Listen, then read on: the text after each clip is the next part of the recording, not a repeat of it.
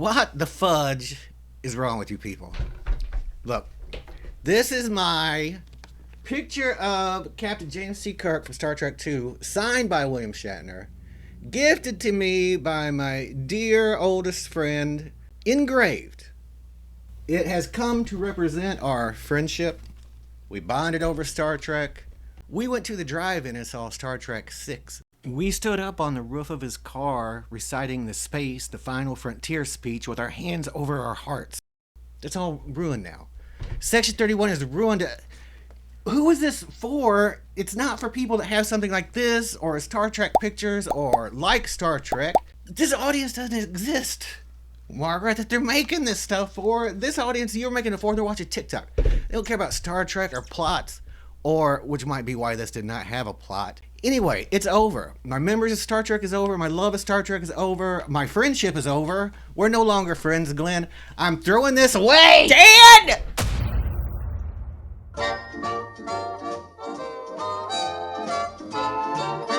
Star Trek, you weren't raised like this. Okay? We are very disappointed. We're not Very mad. disappointed. I'm mad. You are, okay. You're grounded, Star Trek. Well, there you have it. I can only do so much. Seriously, what do you got to say about this?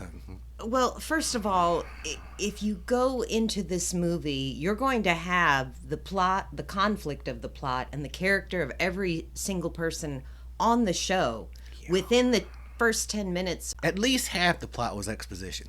It really was. They told way more than they showed, which begged the question, why would I want to watch further? You've given me nothing to discover about these people.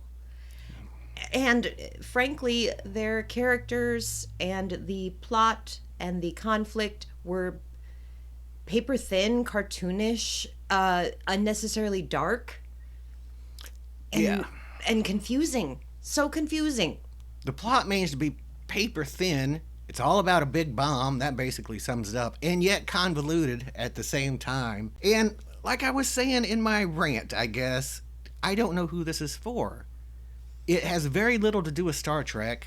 Section 31 was just a one-off thing in Deep Space Nine that probably should have been left there. It was a little controversial at the time, but it could do something good with it. But this, not it, man. Federation needs men like you, Doctor. Men of conscience, men of principle. Men who can sleep at night.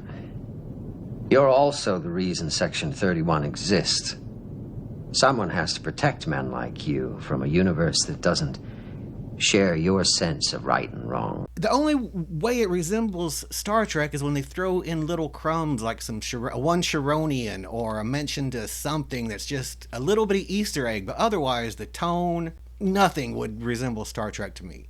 In Star Trek, people solve problems with diplomacy, their brains. Violence is the last resort. And when it does come to violence, it's just a demure little karate chop from Kirk like that.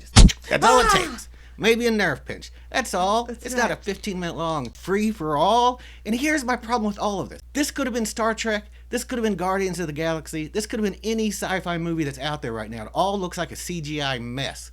The CGI is horrible in this. Somehow it's worse than Deep Space Nine, and somehow this is worse than Allamaraine from Deep Space Nine. Allamaraine, count to 4. Allamaraine, then 3 more. Allamaraine, then 3 more. My God!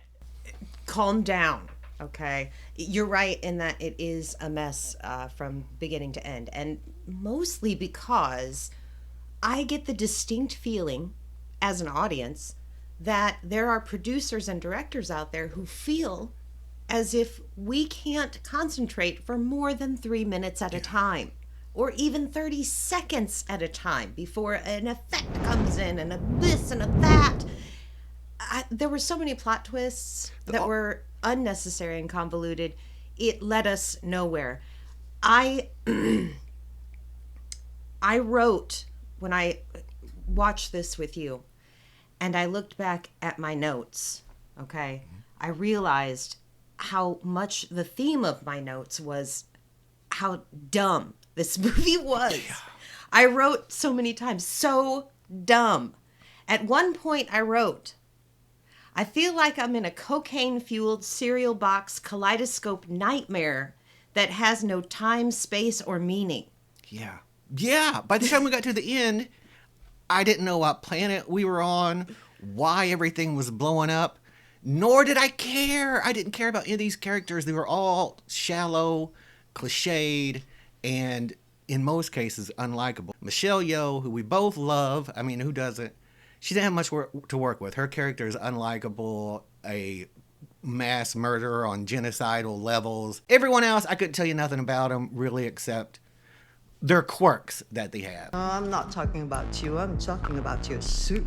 You're new, so I'm gonna just explain this one time that when you are talking about the suit, you're talking about Zeph. Zeph suffers from what we call mecha dysmorphia. Again, we're not angry. We don't want to, come across as angry. We're just very disappointed. Very, very disappointed. I'm trying to ask myself, if I'd just come across this as a sci-fi original or something, would I have liked it a little bit better?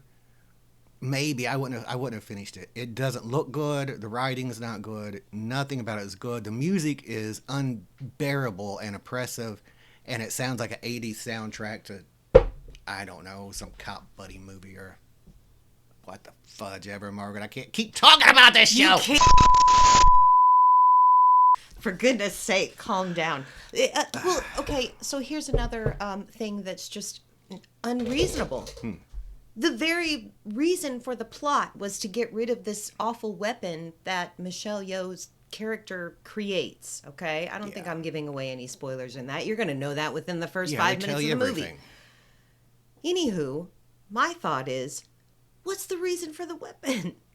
There is no reason for the weapon. None that makes sense, no. She wanted to be, in case anybody tried to take over a kingdom, she wanted to blow up the whole quadrant, which is hundreds of planets as far as I know. I don't know. None of it made sense. Yeah, there's a bomb. She wants a bomb. She don't want the bomb. Snake Eyes from G.I. Joe shows up and he wants the bomb. There's a little bitty person living inside of a annoying Vulcan robot body that wants the bomb, Margaret. Yeah. Nobody knows why this bomb was created. You're right. She's in love. She's not in love. We like each other. We don't like it. There's no rhyme or reason to this movie.